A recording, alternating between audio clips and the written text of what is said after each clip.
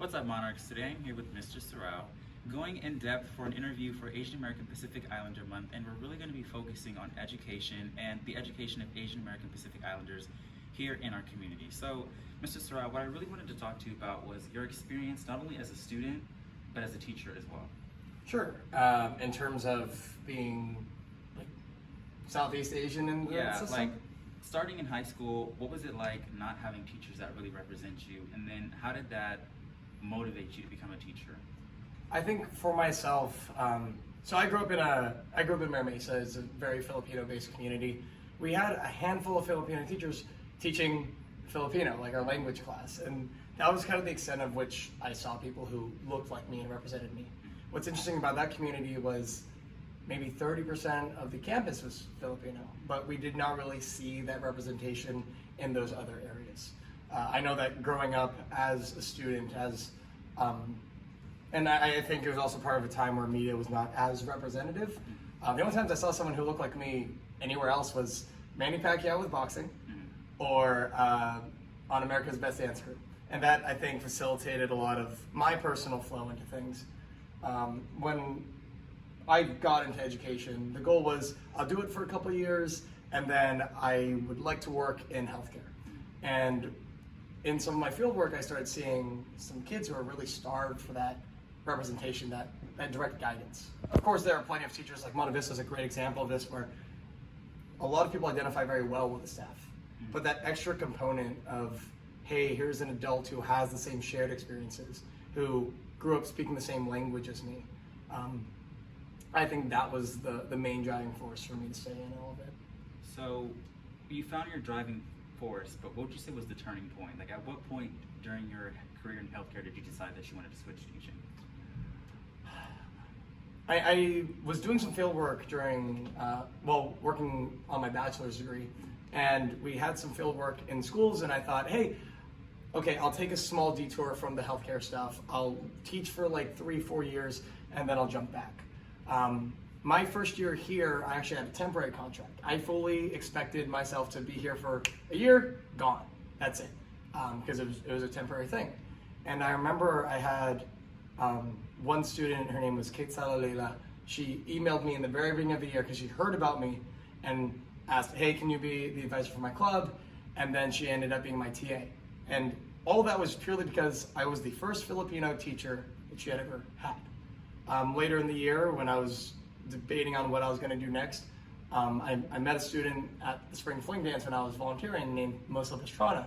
And she came into my room, sat down after school one day, and told me how needed it was for her to have someone who had that shared experience, who represented her in ways that others hadn't. Are there a few other Asian staff members here? Yes. But I think that difference with the Southeast Asian American experience, some of the nuances that go into that, those conversations with those students were the things that told me I'm in the place that I need to be for the goals that I have for myself. Because what a lot of people don't realize is that Asia is such a large and diverse place. You know, it's not a one-size-fits-all.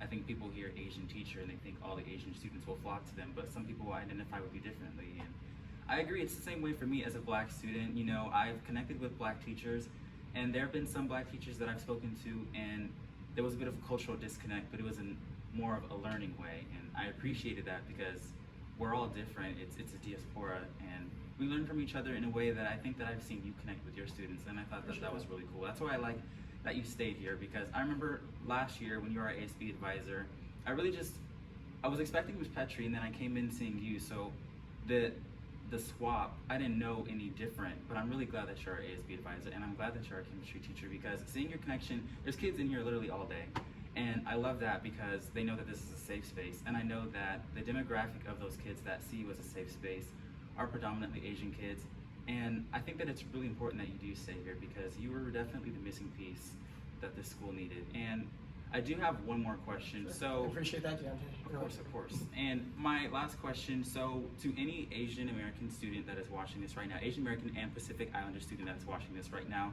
that may possibly want to go in a career that doesn't have the representation, what would your advice be? I think my biggest thing, and you know, growing up, like the models that were made for me were you either join the Navy or become a nurse. I know with different Asian subgroups that changes a little bit, and where you're kind of funneled in based on what is seen as successful. I'd say the biggest thing is, where do you think we can create and affect positive change in the world? For me, again, there wasn't a lot of people that were of Southeast Asian descent. If I knew anyone in my teaching programs, they were Chinese. I did not see any Pacific Islander people. I did not see anyone from Southeast. Didn't really know anyone who's Cambodian. Didn't really know anyone who's Filipino, Malaysian. The big thing is knowing, hey, if there's a need, go for it anyway. I say this sometimes with my track kids, and sometimes it's kind of a joke, sometimes it's kind of real. But I think there is naturally a lot of fear in doing things in areas where you're not really seen. I think that's why I tried really hard to make it in collegiate athletics, was I didn't see people who looked like me. And having that courage to take that step, to go for it anyway, realizing, hey, someone can benefit from this. Courage is not the absence of fear, but the ability and choice to face it. And if you can hold on to that, I think that propels us forward. I know that helped me a lot, some of the mentors that I had, and I feel very privileged to be able to work with you and give a little bit back on some of the stuff on some of the goodwill that I was given. And you're doing a great job, man. And one more bonus question that I noticed you had touched on. So you were talking about going into careers and not being afraid of it. Would you say that, I think one thing we can connect on as minorities and families that come from minorities is having family members that might want to push you into a career that is high paying and high rewarding. And sometimes that might make you think that it's not the best to go for your dream career because it may not pay well, or there's not people that look like you in that career. And what would you say to students that might be dealing with that as well? It can be challenging at times being that different person. I think that's also why it's a strength. And the reason why I'm really glad about things like our Committee for Diversity and Culture is that diversity, that added perspective, that's a strength and that's an asset. I felt that a lot here, that there are some students that I have been able to work with where that extra layer of connection has made the difference. And any which way that people will try to push young people, your choices, your ability to do things, that is not limited based on what other people want from you. It's what you think that you can do. And if we keep trying to work with our missions, the things that we believe in, I think that makes it a little better place. I've seen that with you. I've seen that with a lot of our students here on campus. And I hope that anyone who's listening to this far into a video feels that same way. And that is where we're going to wrap up. Thank you guys for listening, Sarao. Thank you so much for Appreciate it. Thank you. We really appreciate you on campus. Your work does not go unnoticed, and we're glad that you could do this interview with us. If you guys have watched this far, thank you so much for doing so. We really hope you enjoyed this interview, and see you all later. See you next Bye, time. Monarchs.